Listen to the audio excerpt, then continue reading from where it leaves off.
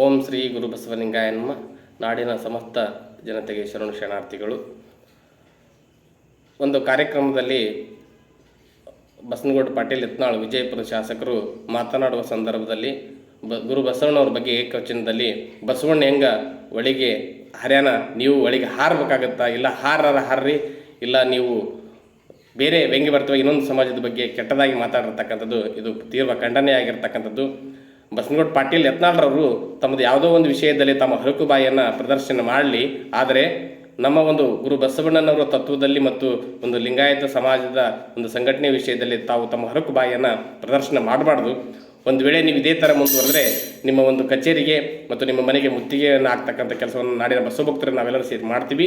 ಈ ಕೂಡಲೇ ಅವರು ನಾಡಿನ ಸಮಸ್ತ ಬಸವ ಭಕ್ತರನ್ನು ಅವರು ಕ್ಷಮೆಯನ್ನು ಕೇಳಬೇಕು. ಇಲ್ಲದಿದ್ದರೆ ಅವರು ಭಾಗವಹಿಸ್ತಕ್ಕಂಥ ಎಲ್ಲ ಸಭೆ ಸಮಾರಂಭದಲ್ಲಿ ನಾವು ಅವರಿಗೆ ತೀವ್ರ ಪ್ರತಿಭಟನೆಯನ್ನು ಮಾಡಬೇಕಾಗುತ್ತದೆ ಅಂತೇಳಿ ಈ ಮೂಲಕ ನಾವು ಎಚ್ಚರಿಕೆಯನ್ನು ನೀಡ್ತಾ ಇದ್ದೀವಿ. ಶರಣು ಶರಣಾರ್ಥಿ.